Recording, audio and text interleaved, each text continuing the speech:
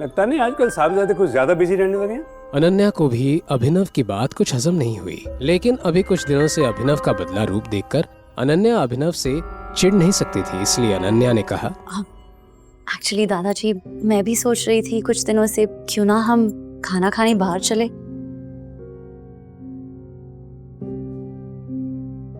अनन्या की इस हरकत से अभिनव को समझ आ गया कि वो उसकी मदद कर रही है। अभिनव का दिल गार्डन गार्डन हो गया।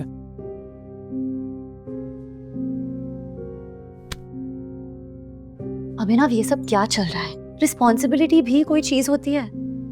तुम हमेशा से खाना बनाते हो, आजकल तुम्हें क्या हो गया है?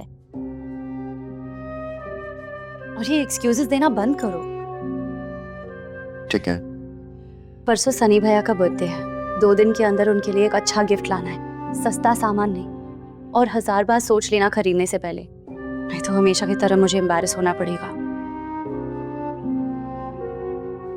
रंगरेज रेस्टोरेंट, सनी सिंह के जन्मदिन वाला दिन। अभिनव, अनन्या, हरदेव सभी वेन्यू पर अलग अलग पहुंचने वाले थे क्योंकि सभी को सनी के लिए तोहफे लेने थे।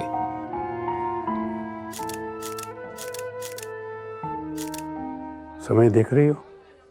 अभिनव अभी तक नहीं आया था और अनन्या उसी का इंतजार कर रही थी। अभिनव ने अनन्या से प्रॉमिस किया था कि इस बार वो भी गिफ्ट देगा, वो सबसे हटके होगा। लेकिन उसके बाद भी अनन्या के दिल में एक खलबली मची हुई थी। जब अनन्या ने देखा कि अभिनव अपने हाथ में ऑर्डिनरी लकड़ी का बॉक्स हाथ में लेकर वहां पहुंच गया है, तो उसके चेहरे पर 12 बज गए। क्या यार अभिनव, कम से कम बॉक्स तो गिफ्ट रैप करवाती। अरे मुझे वैसे भी रैप नहीं कराना था और मेरे पास टाइम भी नहीं था ये रैप कराने का। खैर छोड़िए ना, क्या फ़र्क पड़ता है कि ये बॉक्स कैसा है, बॉक्स के अंदर सामान क्या है, वो मैटर करता है ना। अब जब सभी लोग भैया को गिफ्ट देने लगे, तब इस बॉक्स को उन गिफ्ट्स के साथ रख देना। इस बार मुझे कोई ड्रामा नहीं चाहिए, थक गई हूँ मैं। ठीक है, जैसे तुम बोलो। सनी सिंह का वफादार दोस्त चिराग ये सब देख रहा था और अभिनव को जलील करने का ये सुनहरा मौका वो अपने हाथ से नहीं जाने देना चाहता था। अब ये फटीचर भी पार्टीज में आएंगे। चिराग, अभिनव मेरा पति है, खबरदार अगर उसे नीचा दिखाया तो। लोग, अनन्या, मैं तुम्हारी फीलिंग्स को हर्ट नहीं करना चाहता, पर इस फटीचर को पता भी तो होना चाहिए कि इसकी शादी एक करोड़पति लड़की से हुई है। कब तक ऐसे भिखारियों की तरह घूमता रहेगा? अपने काम से काम रखो, मुझे यहाँ पर कोई सीन क्रिएट नहीं करना है। बकवास बंद कर और अपनी औकात में रह, समझा? और भूल मत, तू एक मामूली सा डिलीवरी बॉय था।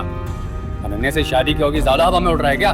उससे कोई फर्क नहीं पड़ता है मैं जितना मर्जी यूजलेस हूँ, लेकिन तुझसे काफी बेटर हूँ, जिसे बीआर कंपनी ने कचड़े की तरह अपने ऑफिस से बाहर निकाल दिया था। मामला कुछ ज्यादा ही गर्म हो गया था। चिराग शहर के बड़े बड़े गुंडों के साथ में भी उसका अच्छा खासा उठना बैठना था, लेकिन उसके बाद भी उसने चिराग से पंगा ले लिया। हो गया कल्याण, आज की रात अभिनव के लिए अच्छी नहीं जाने वाली। ऐसा ही होना चाहिए था इसके साथ। सिंह खानदान के लोग अभिनव को मार खाता हुआ देखना चाहते थे। जैसे ही चिराग ने मुक्का मारने के लिए अपना हाथ अभिनव की ओर बढ़ाया, वैसे ही अभिनव ने तुरंत ही उसका हाथ पकड़ लिया और कड़क अंदाज में बोला, क्या तू अभी भी मुझे मारना चाहता है? कुत्ते कमीना, मैं तो तेरा खून पी जाऊंगा। जैसे ही चिराग के मुंह से शोले फिल्म का ये पुराना डायलॉग आया, अभिनव ने उसका हाथ इतनी जोर से ट्विस्ट किया कि चिराग की हालत खराब हो गई और वो चीखने लगा। मुझसे बहुत नफरत है ना, घिन आती है मुझसे। तो मेरा हाथ तुझे लगेगा तो खुद से भी घिन आएगी।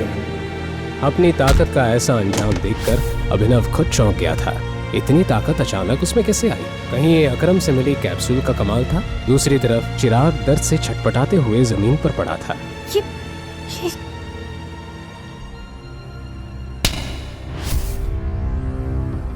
तुम अपने आप को समझते क्या हो? आज सनी का जन्मदिन है, खुशियां मनाने का दिन।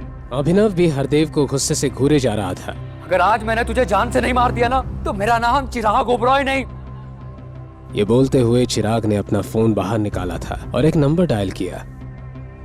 अभिनव ने हरदेव की हर बदतमीजी सही थी, लेकिन आज पानी सर के ऊपर आ चुका था। 2 साल हो गए हैं मेरी और अनन्या की शादी को। आपको मेरा कभी भी कोई कंट्रीब्यूशन दिखाई नहीं दिया। हमेशा से आपने मेरी बेइज्जती की है, नीचा दिखाया है, और इस थप्पड़ को तो मैं हमेशा याद रखूंगा। और जिस कुत्ते को आपने 2 साल पाला, वही कुत्ता अब जा रहा है वापस। और हाँ, भौंक कर नहीं जा रहा, काट कर जा रहा है। आगे की कहानी जानने के लिए देखें अगला एपिसोड सिर्फ पॉकेट एफएम के यूट्यूब चैनल पर, और द रिटर्न ऑफ टाइगर के सारे एपिसोड्स को सुनने के लिए डिस्क्रिप्शन में दी लिंक से डाउनलोड करें पॉकेट एफएम ऐप।